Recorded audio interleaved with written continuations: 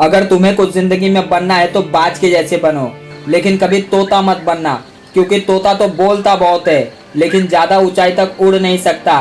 बाज बोलता बहुत कम है लेकिन आसमान में सबसे ऊपर उड़ता है, और बाज अन्य पंछियों का राजा है। आज मैं आपको 5 ऐसी बातें बताऊंगा जो हर इंसान को बाज से सीखनी चाहिए, और इन 5 बातों से आप अपनी जिंदगी में कुछ सीख सकते हैं। पहला, बाज हमेशा अकेले उड़ता है। बाज अकेले उड़ सकता है लेकिन गौरैया या छोटी चिड़ियों के साथ कभी नहीं उड़ेगा। बाज या तो हमेशा बाज के साथ उड़ता है या अकेले उड़ता है, और यहाँ से हमें एक सीख मिलती है। हमें छोटी सोच वाले लोगों से दूर रहना है। यहीं से हमें बहुत कुछ सीखने को मिलता है, क्योंकि यही वह समय है जब आपको खुद को जानने का असली मौका मिलता है।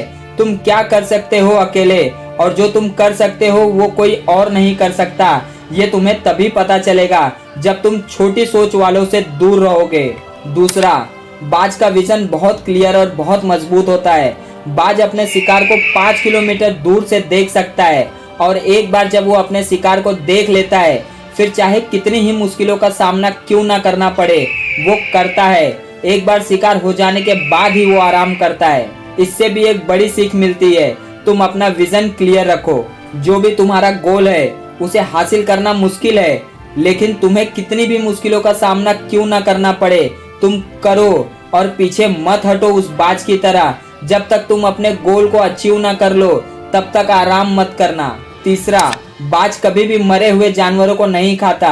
बाज हमेशा जिंदा जानवरों का शिकार करता है, वो कभी भी मरे जानवरों का शिकार नहीं करता।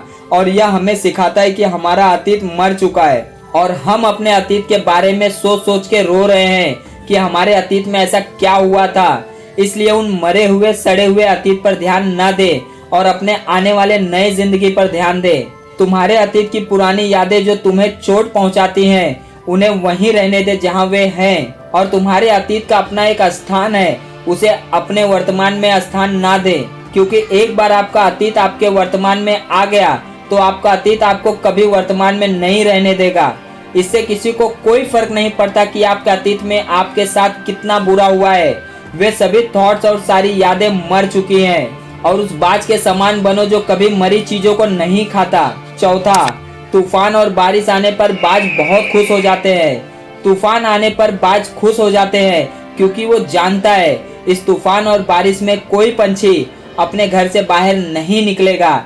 जब बारिश होती है तो सभी पंछी छिप जाते हैं, बारिश और आंधी के जाने का इंतजार करते हैं, लेकिन बाज को इस आंधी और तूफान बारिश में बहुत मजा आता है।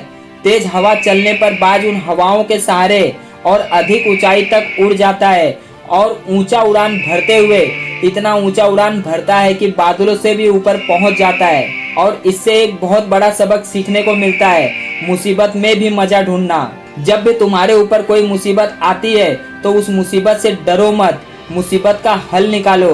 बैठ के रोने से कुछ नहीं होगा। और नेपोलियन हिल ने एक बार कहा था कि हर बड़ी चुनौती अपने साथ एक बड़ा अवसर लेकर के आती है, और उस बाज की तरह आपको भी अपने मौके को पहचानना चाहिए।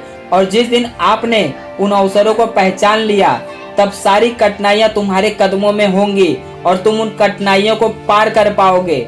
पांचवा, बाज अपने घोंसले से हमेशा मुलायम घास को निकाल देता है ताकि बाज का बच्चा उसमें आराम से ना रह सके। बाज को पता है क्योंकि अगर वह बच्चा घोंसले में कंफर्टेबल हो जाता है तो वो वहीं रहना पसंद करेगा, लेकिन बाज कभी ऐसा होने नहीं देता। वो अपने बच्चे को हमेशा अनकंफर्टेबल में ही रखता है। बाज एक चिड़िया है और उसे भी पता है कि कंफर्ट जोन में कोई ग्रोथ नहीं है, लेकिन हम इंसान हैं, और इंसान होते हुए भी कई लोग इस बात को समझ नहीं पाते हैं। आप जितने कंफर्टेबल जोन में रहेंगे, भविष्य में आपका जीवन उतना ही अनकंफर्टेबल हो जाएगा। अपने कंफर्टेबल जोन से बाहर निकलो और दिखा दो दुनिया को उस बाज की तरह जो कभी कंफर्टेबल जोन में नहीं रहता, तभी तो आसमान में सबसे ऊपर उड़ता है। जिस दिन तुम अपने कंफर्टेबल जोन से बाहर निकल गए, तुम भी बाज की तरह सबसे आगे रहोगे।